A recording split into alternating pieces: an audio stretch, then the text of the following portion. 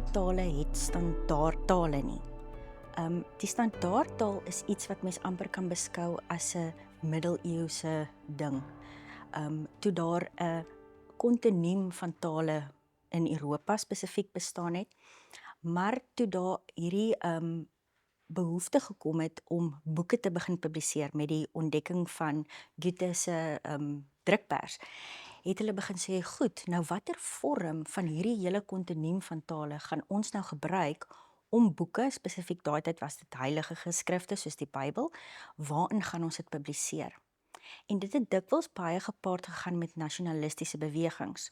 So, wat beskou ons as Italiaans wat deur alle Italianers verstaan kan word, of wat beskou ons as Duits wat deur alle Duitsers verstaan kan word.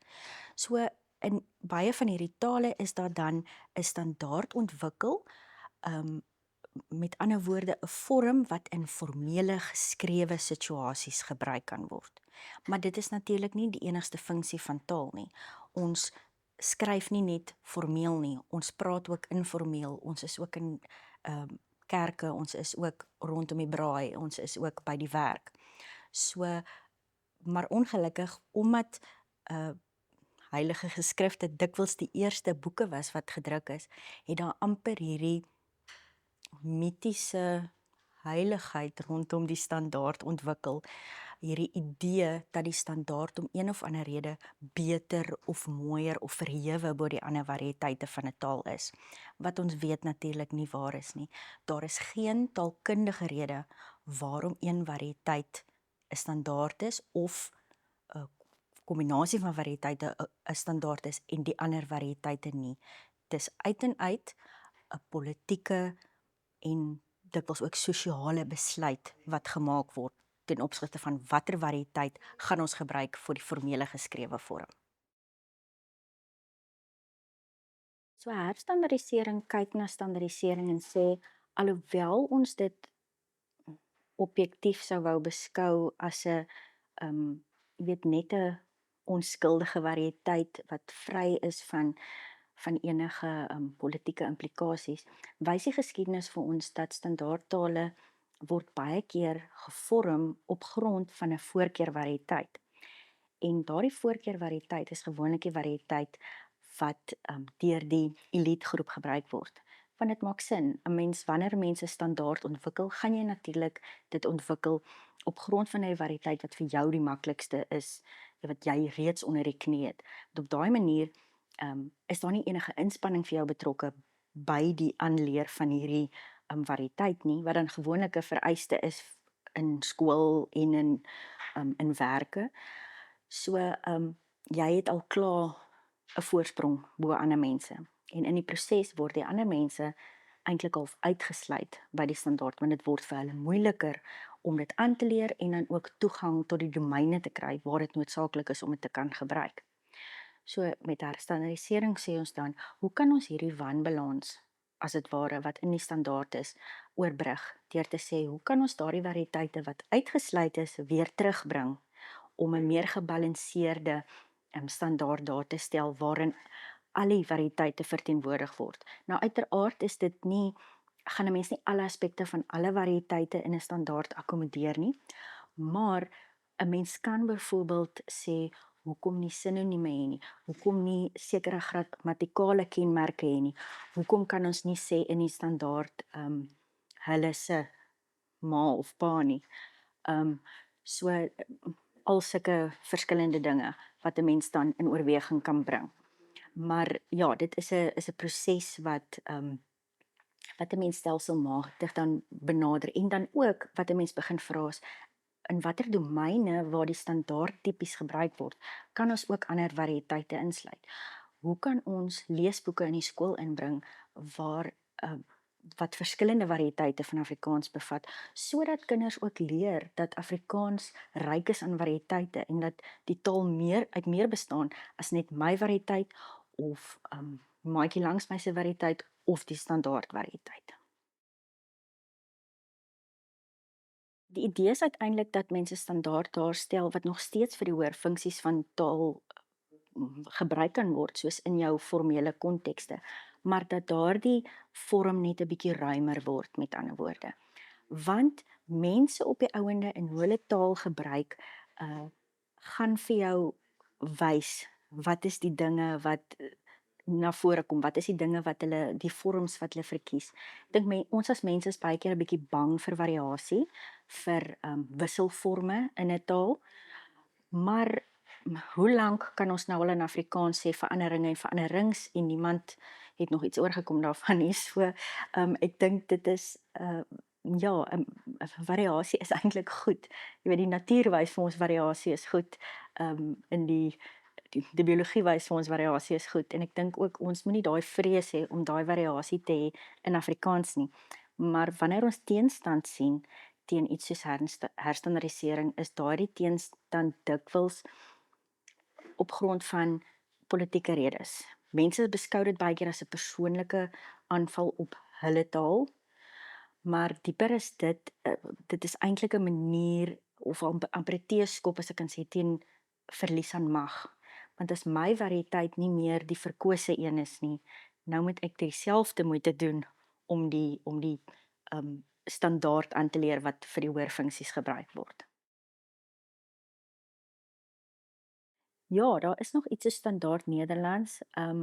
Ek dink wat die situasie tussen Nederlands en Afrikaans 'n bietjie verskillend maak, is Nederlands is natuurlik nie in die taal diverse omstandighede wat Afrikaans is nie. So ons voel baie keer, kom ons noem dit maar die bedreiging van Engels baie nader aan ons as wat 'n taal soos Nederlands voel. Ons is in Afrikaans nog baie meer geneig om eie Afrikaanse skepings te maak. Ek gebruik altyd graag die voorbeeld van hommeltuig. Die Nederlanders praat gewoon van 'n drone en 'n mens sal hoor dat hulle baie Engelse leenvertalings in Nederlands gebruik, waar ons nog baie daarop fokus om hierdie eg Afrikaanse forme te skep as 'n manier om, ek dink miskien verengelsing te probeer stuit en onsself te identifiseer as 'n taal apart van Engels. Wat interessant is aan die Woordeboek van Afrikaanse taal, die Woordeboek is begin in 1926, ons is verjaar 100 jaar oud. Nou in 100 jaar het daar verskriklik baie in woordeboek maak gebeur. Maar ek dink een van die interessantste goed is dat omtrent in die eerste kom ons sê 30 jaar van die Woordeboek se bestaan, het die Woordeboek gefunksioneer in wat ons noem 'n pre-teoretiese fase. Die leksikografie as vakgebied was eers omtrent hier sedert die 1960s het dit die belangstelling, jy weet, ontwikkel en het dit half 'n vakgebied geword. Saam met vakgebiede soos die sosiolingwistiek ensovoorts. So woordeboeke wat, en ons weet woordeboeke is iets wat al jare en jare aankom, maar woordeboeke wat voor dit ontwikkel is, was maar baie individualistiese projekte. En met mense het maar baie half hulle eie idees gevolg ten opsigte van hoe 'n woordeboek moet saamgestel word. Maar die groot waarde wat ek dink die WAT aan die begin gehad het, in die beginjare gehad het, is dat dit 'n gesprek in Afrikaans aan die gang gesit oor woordeboeke en oor woordeboek maak. Want die heel eerste wat ons kan beskou as metaleksikografie in Afrikaans was resensies oor die WAT en dele van die WAT wat verskyn het. Jy weet, destyds dit is deur die huisgenoot nou nog beskou is as die universiteit van die nasie. Jy weet, daar het lang resensies in die huisgenoot byvoorbeeld en in vaktydskrifte verskyn oor dele van die WAT. So dit het daai idee van dink en praat oor woordeboek maak, daardie metaleksikografie het dit aan die gang gesit in Afrikaans. En later aan ook, soos wat die vakgebied leksikografie ontwikkel het, wat ons beskou die 1980s as die goue eeu van die leksikografie in Suid-Afrika met die verskyning van professor Rufus Gou se boek leksikografie. En toe kon die WAT weer put uit daardie insigte wat daar uitgekom het, uit die teorie, uit die metaleksikografie, wat was die beste is beskou as die beste praktyke in die leksikografie. So toe kon daar as dit ware 'n wisselwerking kom tussen die praktiese leksikografie en die teoretiese leksikografie. En ek dink miskien een van die grootste wanpersepsies wat mense het oor woordeboek maak, is dat, jy weet, as mense jou ontmoet en hulle vra wat doen jy en jy sê ek's 'n leksikograaf, dan vra hulle wat 'n nuwe woord het jy vandag uitgedink. Maar dit is natuurlik nie hoe dit werklik in die leksikografie werk nie. Ons is taalbeskrywers. Ons is nie taalvoorskrywers nie of taalmakers nie. Die taalmakers is die mense wat op 'n daaglikse basis die taal gebruik, jou joernaliste wat 'n artikel moet skryf oor die T20 cricket, of iemand wat 'n nuusberig moet lewer oor COVID-19. So die mense is die taalmakers. Ons as leksikograwe loop agterna en skryf op. Ons beskryf wat mense reeds gebruik. En dit is, ek dink, 'n groot verskil wat die metaleksikografie gebring het in die leksikografie, want ek dink vroeër dae het woordeboeke amper daardie rol gehad van voorskrywers. Jy weet, 'n mens dink aan Johnson wat in Amerika gekom het en net omdat hy wou gehad het Amerikaanse Engels moet anders wees as Britse Engels, colour en sulke woorde anders gespel het in die Webster Woordeboek. So, weet, daar was vroeër daar 'n baie meer voorskrywende benadering tot die leksikografie, terwyl ons vandag beskou onsself as beskrywers. So jy gaan nie iets in die woordeboek vind wat ons uitgedink het nie, sonder dat iemand dit nie alreeds prakties gebruik het nie. En oor die jare het die woordeboek ook baie ander rolle gehad, kan 'n mens amper sê, of baie ander bydraes gelewer tot die Afrikaanse landskap en spesifiek ook die leksikografie landskap. In 1991 is daar begin met met Lexikos, dis die akademiese vaktydskrif vir leksikografie in Afrika. En vandag, soos ek hier sit, word dit beskou as die top leksikografie vaktydskrif in die wêreld. So eintlik daardie gesprek wat aanvanklik aan die gang gesit is met die eerste dele van die WAT wat verskyn het, word nou eintlik net soveel meer beklemtoon amper of bevorder met 'n groter akademiese gesprek rondom woordeboek maak. En die WAT was ook betrokke by die stigting dan van Afrilex, wat die Afrika vereniging vir leksikografie is, en ons speel steeds 'n belangrike rol in daardie opsig. Ons het van my kollegas dien ook op die raad en is betrokke by die aktiwiteite van daardie raad. So ja, die WAT, alhoewel dit begin is as 'n praktiese projek, het eintlik 'n baie stewige voet in die akademie. Ons het ook opleiding oor die jare wat ons aan studente gegee het, maar ook aan ander leksikografie eenhede binne en buite Suid-Afrika en in die res van Afrika. So die WAT is regtig vir ons is dit belangrik ook om daar die hand uit te reik ook en die kennis wat ons deur opdoen in ons werk ook te deel na buite. En ja, so sedert 2000 is ons geïnkorporeer as die leksikografie eenheid vir Afrikaans van die Pan-Suid-Afrikaanse Taalraad. So ons het toe 'n deel geword, ons het toe een van 11 leksikografie eenhede in Suid-Afrika geword, en ook in daai opsig speel ons 'n belangrike rol om ook die ander tale en ander leksikografie eenhede in Suid-Afrika tot hulp te wees.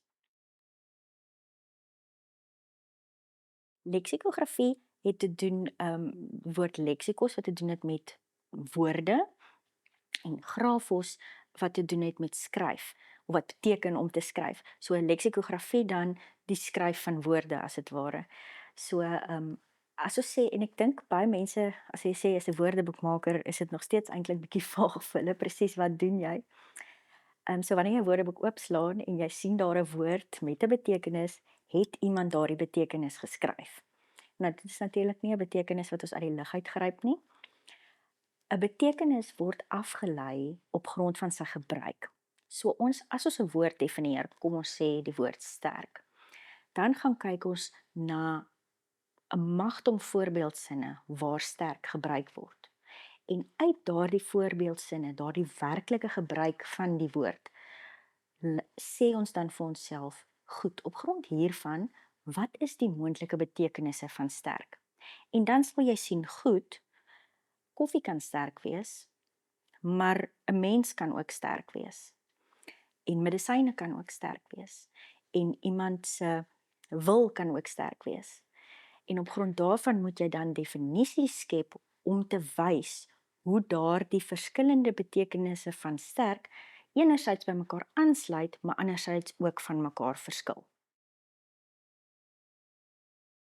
Ek dink baie van ons het groot geword met die hat, ons geweet van die hat, maar dalk nie noodwendig van die wat nie, en ek dink baie mense, 'n vraag wat baie mense het is, wat is die verskil tussen die wat en die hat? Nou, die VAT, die wat, is 'n omvattende woordeboek. Nou, wat beteken dit? Daardie omvattendheid lê op twee vlakke. Enerzijds in die manier hoe ons definieer, of die manier, hoe ons die woorde hanteer in die woordeboek, en tweedens, op grond van wat ons insluit in die woordeboek. Nou, wat die eerste aspek betref, as 'n mens gaan kyk na 'n inskrywing van 'n woord in die VAT, kom ons gebruik weer die voorbeeld sterk, sal jy sien dat in 'n hat byvoorbeeld sal daar miskien 4 of 5 betekenisse, moontlike betekenisse van die woord sterk gegee word. As ek reg onthou is in die VAT 90. So ons probeer kyk na die volheid van wat 'n woord kan beteken, om hom so volledig te definieer as wat ons kan. Benewens dit, benewens die definisies en uitgebreide definisies, gee ons ook volledige grammatikale inligting. So by werkwoorde sal ons verlede tyd gee, ons sal deelwoorde gee, by selfstandige naamwoorde sal ons meervoude, verkleinwoorde ensovoorts gee. En dan benewens grammatikale inligting gee ons ook werklike voorbeelde van hoe daardie woorde gebruik word, so regte taalgebruik. Ons dink dit nie uit nie, ons gaan en vat 'n boek van Henny Oukamp en daaruit gee ons 'n sin waarin ons wys, dis hoe Henny Oukamp hierdie woord gebruik het, om te staaf wat ons in 'n definisie sê. En dan gee ons ook ander voorbeeldmateriaal soos kollokasies, jy weet, tipiese woorde wat saam met 'n spesifieke woord voorkom. En soms poëme, dit is opgemaakte voorbeeldsinne, maar ons sal nooit 'n voorbeeldsin sommer net opmaak nie, dit sal dikwels gebaseer wees op werklike taalgebruik. So dis wat ek bedoel met omvattend, dat dit regtig ons behandel 'n woord grondig. Terwyl in die hat baie meer synopties amper, baie, ja. Die tweede aspek is ten opsigte van wat ons opneem. So as ons sê ons is omvattend, dan sê ons neem Afrikaans in sy wydste omvang op. Dit beteken alle variëteite van Afrikaans, of dit nou formele variëteite is, of dit nou sekere sosiale variëteite is, soos geloofstaal, of kindertaal, of tienertaal, en of dit nou 'n sekere streektaal is. Ons neem alle streke se Afrikaans neem ons op, of dit nou is Namakwalands, of die Afrikaans van die Angola boere, of Oos-Kaapse Afrikaans. Dan neem ons ook vaktaal op. Die VAT is, ek dink, een van die bronne met die meeste vaktaal in Afrikaans. Jy weet, en dit gaan wyd, dit is van die geneeskunde tot ingenieurswese, tot biologie en tegnologie, dit gaan regtig wyd.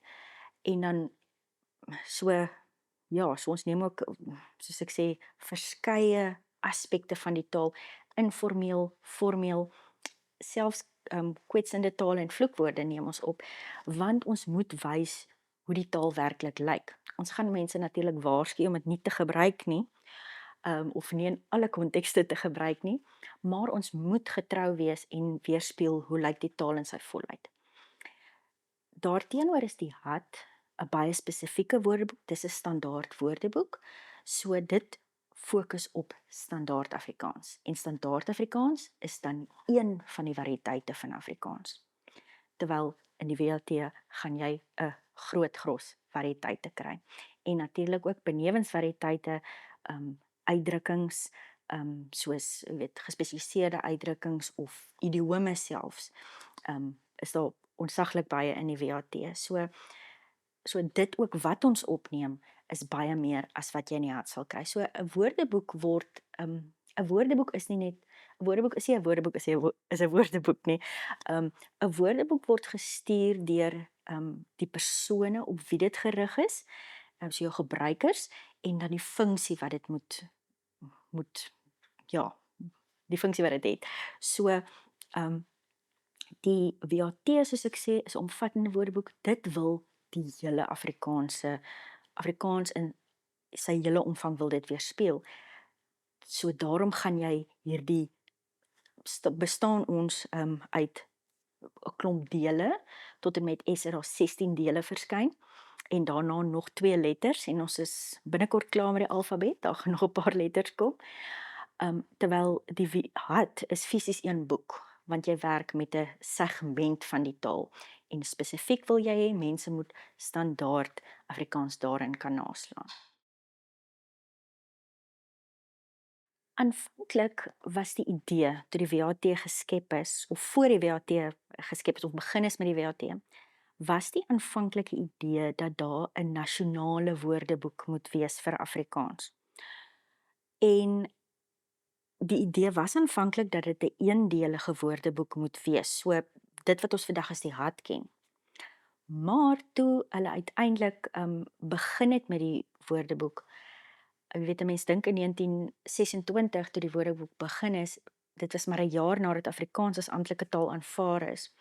En gewoonlik is die tendens in woordeboeke dat die eerste woordeboek wat 'n mens bekendstel wanneer 'n taal nog jonk is as 'n standaardtaal, is gewoonlik jou vertalende woordeboeke, so kom ons sê Engels-Afrikaans woordeboek, en daarna 'n meer beknopte eentalige woordeboek. Maar ons weet die omstandighede waarin Afrikaans op daardie stadium was, is dat Afrikaans hom as dit ware wou laat geld as aparte taal naas Engels en Nederlands. So die idee van 'n eendelige woordeboek het eintlik gou ontspoor, omdat daar nog eintlik ook so min materiaal in Afrikaans bestaan het en professor J.J. Smit wat die eerste hoofredakteur was, hy het ontsettend baie tyd daaraan spandeer om materiaal te versamel, wat natuurlik vir ons vandag waardevol is.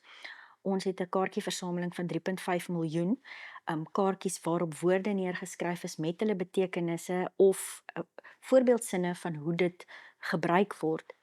En ja, dit is hy het so baie tyd daaraan spandeer dat hy nie eintlik by die woordeboek maak uitgekom het nie. En half net, en hy het ook verskriklik belang gestel in etimologie, so waar woorde vandaan kom. En dit het baie tyd in beslag geneem en dan ook veroorsaak dat die materiaal so aangegroei het, dat uiteindelik het hulle agtergekom, hierdie gaan nie net 'n eendelige woordeboek wees nie, dit gaan 'n meerdelige woordeboek wees.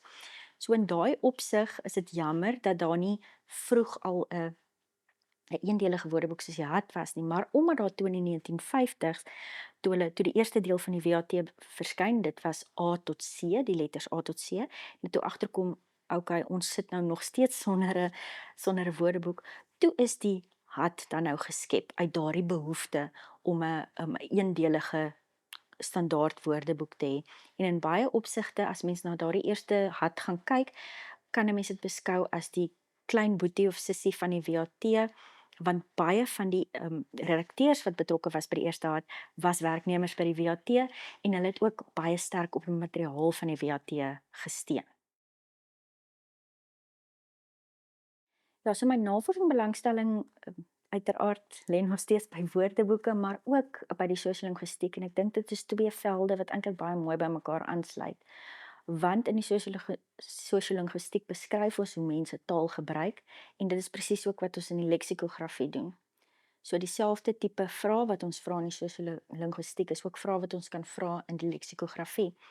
Iets wat my byvoorbeeld verskriklik fascineer en wat ek en een van my kollegas graag 'n bietjie wil navorsing doen binnekort, is die nut van KI, of eintlik van KI, weet ons dink aan hierdie groot taalmodelle in die maak van woordeboeke, want ons gebruik reeds in ons eie werk tot 'n kleinere mate en baie met 'n kritiese oog gebruik ons KI. Maar wat vir my interessant is KI se hantering byvoorbeeld van jou meer feitelike woorde, feitelike konsepte. Kom ons sê ons vra vir KI om vir ons Iran te definieer versus wanneer ons vir KI vra om die konsep huwelik te definieer. So tot wat is die rol van die leksikograaf ook in daardie proses? Tot watter mate amper is die leksikograaf 'n bemiddelaar tussen KI en die gemeenskap rondom hom? Kan ons gewoon, gaan KI ons werke oorneem? Ek glo nie. Maar hoe kan dit ons help, maar ook in watter opsigte kan dit ons nie help nie, en wat is die dinge waarvoor ons op die uitkyk moet wees?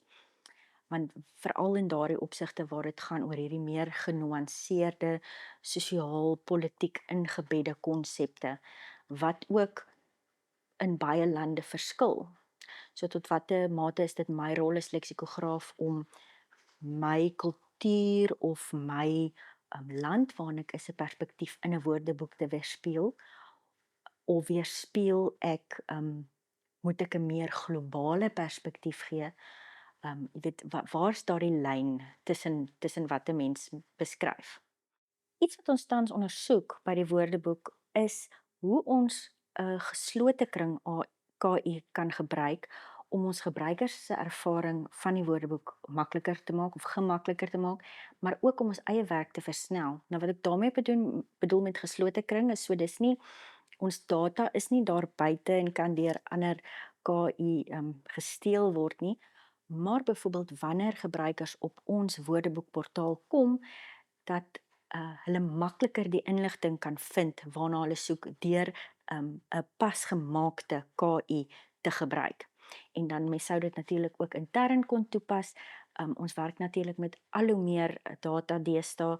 Ons het 'n groot biblioteek wat gedigitaliseer word, en as 'n mens deur elke voorbeeld van waar 'n spesifieke woord gebruik word en elkeen van daai woorde moet gaan kyk, gaan dit jou dekades en dekades besig hou, en ons het natuurlik nie meer die tyd daarvoor nie. Maar KI sou 'n mens selfs kan help om spesifieke inligting wat jy soek uit jou eie databasis, uit jou eie korpus, vir jou half te gaan soek en op 'n manier te verpak sodat dit jou werk kan makliker maak. Die WAT en Universiteit Stellenbosch het nog al die jare, eintlik sedert 1926, 'n baie hegte verhouding. Destyds is daar geld bewillig deur die universiteit om die Woordeboek te stig. Professor J.J. Smit, wat die eerste hoofredakteur was ook die eerste dosent in Afrikaans aan die universiteit, en hulle het vir hom verlof toegestaan om aan die Woordeboek te werk. Van die studente is ingespan om aan die Woordeboek te werk, om woorde op te teken, en wat uiteindelik in ons kaartjieversameling beland het. In die jaar 2000, toe ons geïnkorporeer is as 'n leksikografie eenheid van Pansat, was die ooreenkoms dat elke woordeboekeenheid moet by 'n universiteit gehuisves word. En omdat ons reeds 'n knus tuiste hier by Universiteit van Stellenbosch gehad het, was dit dan nou natuurlik dat ons hier sou aanbly. En daardie verhouding is vir ons baie belangrik. Daar is 'n verstandhouding, 'n ooreenkoms, 'n memorandum van verstandhouding tussen Pansat die universiteit en die WAT, en dat ons hierdie verhouding in stand sal hou, en dat ons sal voortgaan en sal saamwerk. So ons is baie dankbaar. Ons word gehuisves in 'n gebou al vir jare deur die universiteit. Hulle is ons regtig goedgesind, en ons is dis vir ons belangrik om die verhouding met hulle goed te hou. Natuurlik ook die Departement Afrikaans Nederlands, ons het ook goeie verhouding met hulle. Professor Rufus Gous, wat natuurlik een van die groot name in die leksikografie is, en 'n dosent al die jare was by Stellenbosch, is ook op ons direksie.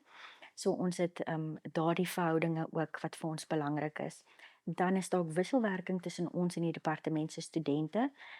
Elke jaar kom daar studente van die departement Afrikaans-Nederlands, kom besoek ons, kom kyk wat ons hier doen en ons vertel hulle 'n bietjie meer oor die leksikografie en wat ons hier doen. Die program is ook onlangs 'n bietjie meer uitgebrei. Ons het so 2 of 3 jaar terug het ons begin om interns te kry, ook van die Universiteit van Wes-Kaapland en van Universiteit Stellenbosch, wat nou aangestel is as junior mede-redakteurs. So dis ook vir ons belangrik om die volgende geslag leksikograwe op te lei hier by die WAT. En dan ons, soos ek gesê het, ons het 'n baie groot biblioteek wat nie net bestaan uit literêre werke nie, maar ook akademiese vaktydskrifte. Ons het sekerlik naas die huisgenoot het ons seker die meeste huisgenote, saries, rooi roses, landbouweekblaaie het ons baie en dan natuurlik ook SABS ja, verslae. Ons het regtig 'n groot en waardevolle biblioteek wat ons ook ja, wat vir ons ook wil beskikbaar of tot toegang wil gee aan die publiek en daarom het ons ook nou die idee is om in die toekoms ook 'n navorsingsportaal daar te stel dat navorsers ook kan gebruik maak van die wonderlike materiaal wat ons by die WAT het. Ek dink baie mense wonder as ons nou in 2028 kom, wat is volgende? Want vir mense wat dalk nie weet nie, 2028 is die einde van ons 10 jaar plan. Ons het so 'n paar jaar terug, ek wil 8 jaar terug, is daar besluit dat ons wil die werk na die einde van Z toe wil ons graag versnel. En daardie projek sal dan nou in 2028 ten einde loop, dan sal ons by Z wees. Maar natuurlik, al is die woordeboek dan, as ons nou 100 jaar oud, is die woordeboek nie klaar nie. Taal is dinamies, taal verander gedurig.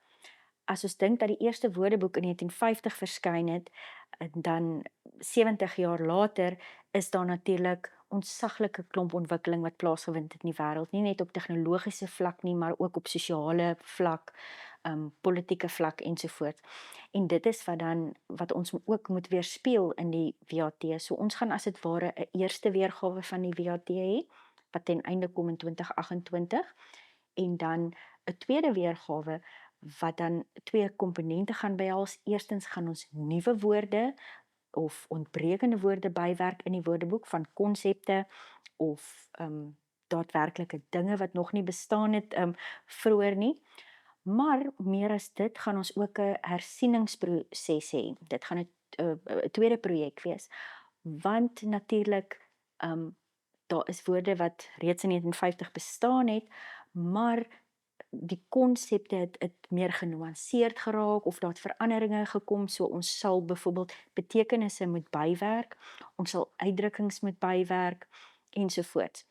So die werk is nooit klaar nie en solank as wat die gemeenskap, die Afrikaanse gemeenskap bereid is om ons te ondersteun, gaan dit vir ons belangrik wees om die werk by die woordeboek voor te sit.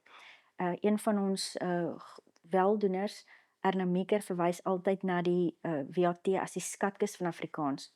En ons wil dit regtig wees vir Afrikaans, daardie skatkis wat Afrikaans, sy verlede, sy hede, sy toekoms saamvat in een groot woordeboek. Of dan nou elektroniese woordeboek ook is waar mens kyk as jy oor die toekoms praat. Maar meer as dit, ons wil nie net 'n skatkis wees nie, maar ook 'n gereedskapskis. So mense moet regtig na die WAT toe kan kom en dit moet 'n plek kan wees waar hulle met die taal kan werk, waar hulle antwoorde kan kry oor die taal, nie net sy grammatika nie, maar ook sy betekenisse en sy uitdrukkings ensovoorts. En daarom is dit vir ons ook belangrik in die toekoms om ons elektroniese aanbod uit te brei. So ons het die aanlyn WAT wat ons vlaggenskap projek is. Dit is ons primêre produk op hierdie stadium, want ons weet mense werk maar baie elektronies teesdae en ons wil regtig hê die WAT, die aanlyn WAT moet ook regtig dit moet 'n vooraanstaande produk word waarop ons kan trots wees, wat mense werklik kan gebruik in hulle navorsing. En soos ek ook gesê het in opsigte van KI, ons wil ook KI gebruik om daardie ervaring van mense ja, beter te maak. En ons beoog ook om in die toekoms 'n navorsingsportaal daar te stel, want ons het soveel fantastiese materiaal, nie net die woordeboek self nie, maar ons kaartjieversameling. So ons wil dit beskikbaar maak aan navorsers, dat hulle dit ook kan gebruik in hulle navorsing, sodat die WAT uiteindelik amper hierdie hub kan word, waar jy oor die woorde van Afrikaans kan navorsing doen. Een van die wonderlike projekte wat ons by die WAT het, wat nou al vir 'n hele paar jaar aankom, waarvan baie mense waarskynlik sal weet, is die Borgewoord projek. Dit is waar mense 'n woord kan borg vir R100 en dan kry hulle 'n sertifikaat en ook, en ek dink dit is iets waarvan baie mense dalk nie weet nie, 6 maande toegang tot die aanlyn WAT. So as jy 2 woorde in 'n jaar borg, dan het jy jou jaar se toegang tot die woordeboek. Dan is daar ook natuurlik die opsie om 'n woord te koop vir R5000. Daardie woord word dan eksklusief joune, wat beteken dat iemand mag dit nie weer borg nie. En dit is natuurlik ook aftrekbaar by belasting. En dan elke jaar het ons 'n beskerm persoon of persone wat gekoppel word aan die Borgewoord projek, en hulle help ons ook bietjie met die bemarking en so half die gesig dan van die projek. En dan aan die einde van die jaar is daar 'n trekking waar Sanlam goedgunstiglik vir ons elke jaar 'n belegging skenk wat iemand kan wen wat dan 'n woord geborg het of gekoop het.